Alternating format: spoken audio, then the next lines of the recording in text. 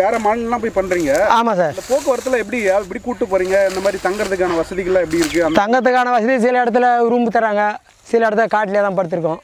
இது மாதிரி இப்போ வெட்டுறமா காட்டில் படுத்திருக்கோம். சில இடத்துல ரூம் கொடுக்குறாங்க, சில இடத்துல டென்ட்டு போட்டு விட்றாங்க. சில விவசாயம் என்ன பண்ணுறாங்க, கொல்லையா காட்டிலே படுத்து சொல்லி விட்றாங்க. அப்படி தான் ஜீவனம் பண்ணிட்டு வரோம். அந்த மாதிரி படுக்கும்போது நைட்டில் வந்து பாம்பு, இந்த பூச்சி எல்லாத்தையும் தான் சார் அனுசரித்து தான் இருக்கிறோம். நைட்டில் சில இடத்துலலாம் பெரம்பலூர் ஏரியாலாம் எவுத்து பார்த்தாலும் பாம்பு தான்.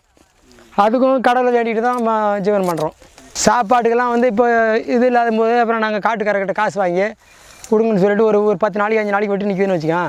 காட்டுக்காரர்கிட்ட காசு வாங்கி கொடுங்கன்னு சொல்லிட்டு ஜீவனம் பண்ணிவிட்டு உட்காந்துருப்போம். அப்புறம் வெட்டி அவங்க காட்டுக்கு அந்த நம்ம வாங்கின சாப்பாட்டுக்கு என்ன வாங்கினோமோ அதை வெட்டி கழிச்சிட்டு மீதி எதாவது இருந்தால் எடுத்துக்கிட்டு நாட்டுக்கு போயிடுவீங்க. ஆமாம். இப்போ அது போக வந்துட்டு இந்த கரும்பு வெட்டுறதுக்கு எதுவும் உங்களுக்கு ஏதாவது இப்போ கத்தி வச்சு வெட்டுறீங்க, இது தவிர வேறு எதுவும் உங்களுக்கு மிஷின் இல்லையா ஈஸியாக வெட்டுறதுக்கு, உடம்பு வலிக்காமல் இருக்கிறது? இல்லை சார், எங்களுக்கு எந்த ஒரு ஆயுதமும் இல்லை. இதான் கத்தி தான். அதுதான். ஓகே. ஒரு காலையில் எத்தனை மணி நேரம் வெட்டுவீங்க கரும்பு? காலையில் சார் 6 மணிக்கெலாம் வீட்டில் கை வச்சுருவோம்.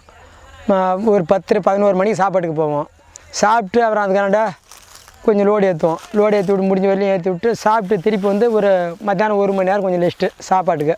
திருப்பி 2 மணிக்கு ஸ்டார்ட் பண்ணுவோம். இதை இப்போ விட்டுருவோம், 5 மணிக்கெலாம் விட்டுருவோம். 5-5:30 மணிக்கு விட்டுட்டு நாங்கள் குளிச்சுட்டு சாப்பிட்டு முடங்க சரியாக போடுவோம்.